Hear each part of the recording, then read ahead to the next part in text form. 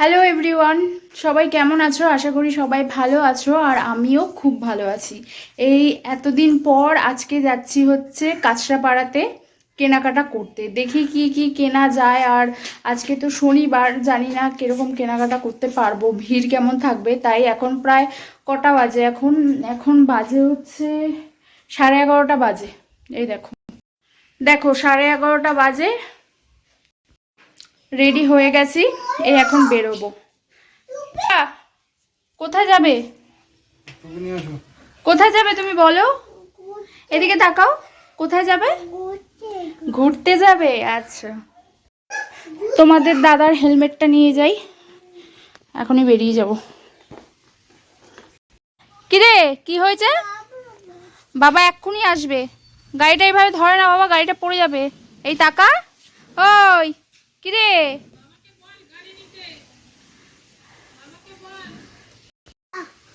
বাবাকে ডাক। বাবা কোথায়? তাড়াতাড়ি ডেকে নে। রে, ওই যে বাবা এসছে তো। কোথায় যাবি? কোথায় যাবি ঘুরতে? কিরে এদিকে তাকা, কোথায় যাবা ঘুরতে?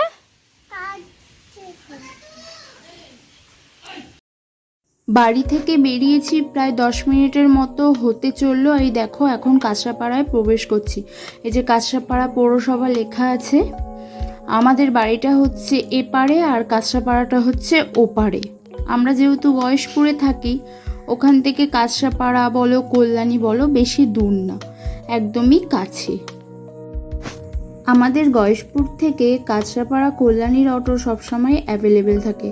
আর গয়েশপুর থেকে সকাল থেকে রাত 10টা-11টা অবধি কাঁচরাপাড়ার অটো একদম স্টেশন থেকে সবসময় অ্যাভেলেবেল থাকে। দেখো এই যে আমরা কাঁচরাপাড়ার দিকে প্রবেশ করে গেছি, আর 2-3 মিনিট গেলেই হচ্ছে কাঁচরাপাড়া স্টেশন। আর আমরা এখন এই স্টেশনের নিচ থেকে ওই পারে যাব। ওই পারে যাব বলতে যেদিকে একদম মার্কেটটা আছে ফার্স্টেই স্টেশনের পাশেই, ওই দিকটা যাব। এই যে এখন স্টেশনের এই যে নিচ থেকে আমরা এখন চলে যাচ্ছি একদম সামনেই।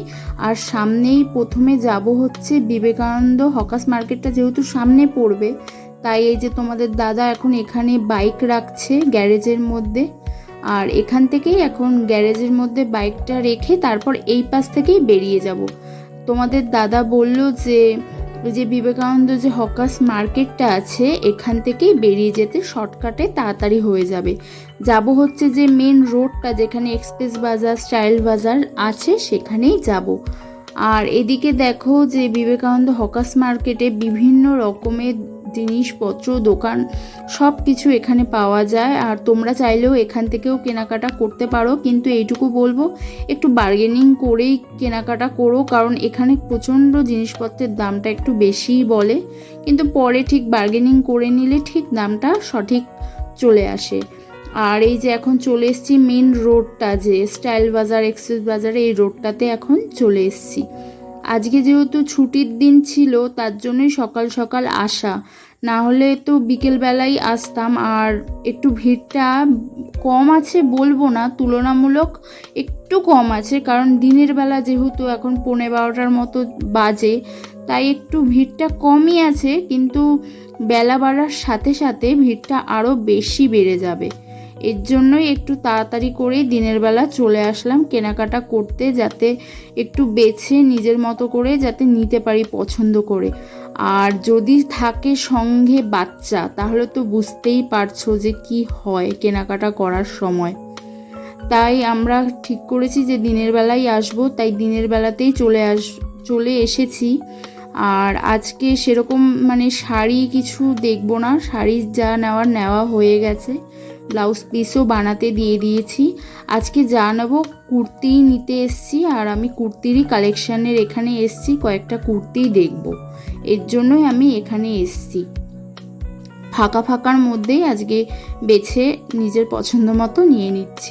আমার ছেলেটা না আসার সময় না একটু ঘুম ঘুম মানে ঘুমিয়েই পড়ছিল গাড়ির মধ্যে, তাই আর বেশি লেট করব না। নিজের যেগুলো আমার পছন্দ হয়েছে আমি সেগুলোই ট্রায়াল রুমে নিয়ে এসেছি, খালি একটু জাস্ট দেখছি যে ফিটিংসটা ঠিক আছে নাকি। যেই কুর্তিগুলো আমি পরছি সবকটা কুর্তি আমি আর ফিটিংসটা দেখার জন্যই এনেছি, কারণ আমার সবকটা কুর্তিই পছন্দ। আমি একবারে অনেকগুলো জিনিস নেই না, যেটা পছন্দ সেটাই নিই, ফিটিংস ঠিক থাকলে নিয়ে নিই, বুঝতে পেরেছো? আর এই যে দেখো, এই যে সামনে যে এই যে কুর্তিটা দেখাচ্ছি, এই কুর্তিটা দেখো, এটা হচ্ছে পুরো প্রপার রেড কালারের। হ্যাঁ, এই কুর্তির ডিজাইনটা দেখো, আর এবার এই কুর্তির ডিজাইনটা দেখো, দুটোর মধ্যে না আমি এই কুর্তিটাই বেশি পছন্দ করেছি। এটা কিন্তু রানী কালারের, ফার্স্টে যেটা ছিল ওটা ছিল পুরো রেড, আর এটা রানী কালার। আমার এই কুর্তিটাই বেশি পছন্দ হয়েছে, তাই ওটাই নিয়েছি।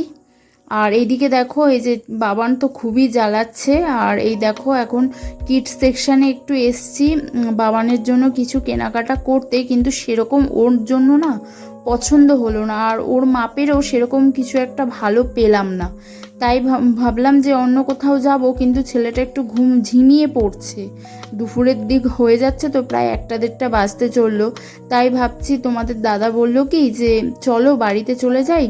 আমি বললাম ঠিক আছে চলো, আজকে আর বেশি ঘোরাফেরা করা যাবে না মার্কেটে, যেটা আমার নেওয়ার ছিল আমার নেওয়া হয়ে গেছে।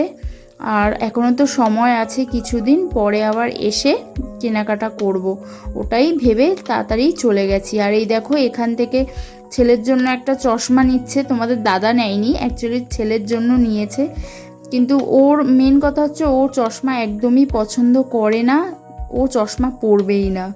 আমি শখ করে বলেছিলাম যে ছেলের জন্য একটা চশমা নিয়ে নাও। এবার এখান থেকে আমরা চলে গেলাম হচ্ছে একদম স্টেশনের সামনের দিকে, এই যে সামনে একটা মন্দির মায়ের।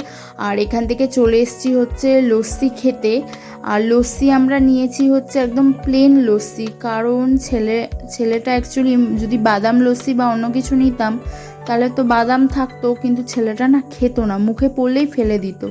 তার জন্য প্লেন লস্যিটাই নিয়েছি। এখান থেকে লস্যিটা খেয়ে সোজা চলে যাব বাড়িতে।